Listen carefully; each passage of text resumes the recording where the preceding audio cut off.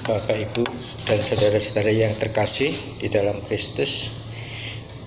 Setiap kali saya mengajar, saya selalu mengatakan untuk fisika, kimia, dan matematik jangan pernah keluar dari rumus. Jadi selama kita menggunakan rumus yang ada, maka kita akan bisa menjawab semua soal dengan baik. Nah, bagaimana dengan kehidupan ini? Kehidupan ini juga ada rumusnya. Apa itu rumusnya? Yang pertama, bahwa ketika kita diciptakan serupa dengan gambar dan rupa Allah, maka kita diciptakan dari debu. Nah, dari debu itu kemudian Tuhan memberi nafas hidup. Nafas itu yang membuat kita menjadi serupa dengan gambar dan rupa Allah. Tanpa nafas dari Allah itu, maka kita akan kembali menjadi debu. Itu yang pertama, bahwa segala sesuatu harus dimulai dengan kerendahan hati, menyadari bahwa kita ini adalah debu dan abu saja, tidak lebih dari itu. Tanpa Tuhan kita akan kembali menjadi debu dan abu. Kedua, segala sesuatu diciptakan oleh Kristus, di dalam Kristus, dan untuk Kristus. Itu yang harus disadari dengan sungguh-sungguh. Lalu bagaimana kalau kita keluar dari rumus itu? Ya, kita akan gagal.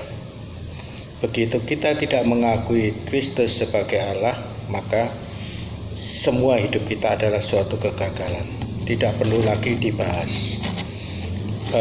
Apapun yang dia perbuat, sebesar apapun dia, menurut pemikirannya, apa yang besar bagi dia untuk dia lakukan, semuanya adalah suatu kegagalan. Nah, bagaimana dengan kehidupan yang saya alami?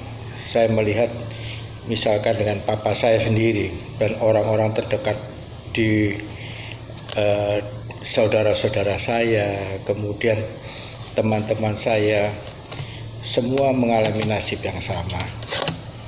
Bahwa seperti pengkhotbah mengatakan sia-sia, segala sesuatu di dunia ini sia-sia.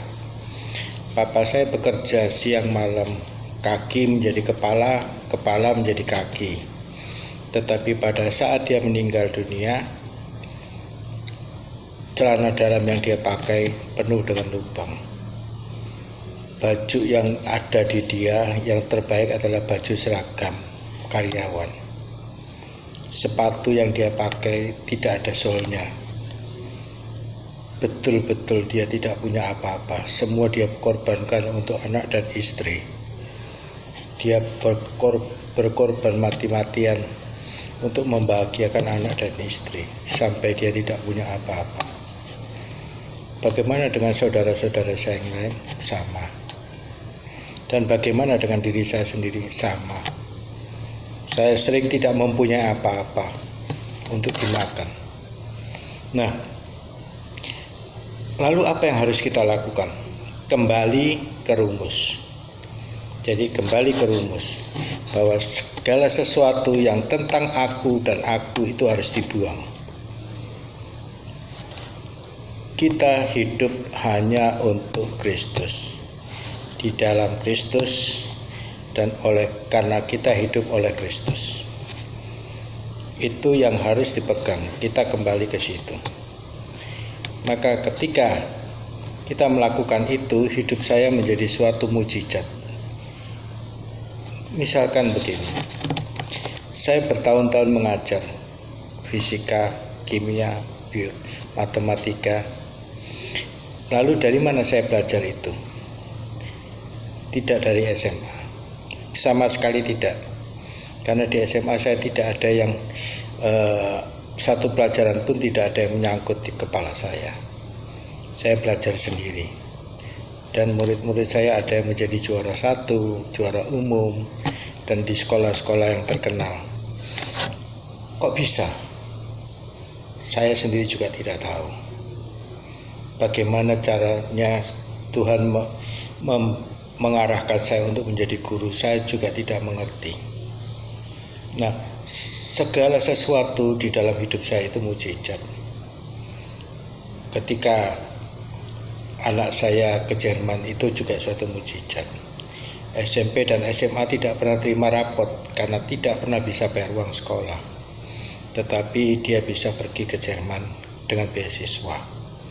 Sekarang sudah tahun ke-9 atau ke-10 mungkin, saya kurang mengerti, kurang menghitung. Nah, demikian juga ketika saya lapar sekali, tidak punya apapun untuk dimakan, saya berdoa kepada Tuhan. Tuhan mengatakan, pergilah ke orang miskin, beri dia makan. Dan saya melakukan itu. Maka di rumah saya tidak pernah kekurangan. Setiap minggu sekali kakak saya menyuruh saya datang ke rumahnya, lalu dibuka kulkas dan semua makanan ada di kulkas diberikan kepada saya, cukup untuk makan seminggu. Apapun yang saya minta dikasih. Sekarang saya mempunyai alat musik. Saya belajar sendiri saksofon, ada piano, ada keyboard, ada drum, ada biola. Saya punya segalanya. Padahal sejak kecil, di mana saya tidak menyerahkan hidup saya sesungguh-sungguhnya kepada Tuhan, untuk beli pun saya tidak bisa, apalagi untuk belajar. Saya tidak pernah bermimpi untuk bisa belajar musik di dalam hidup saya.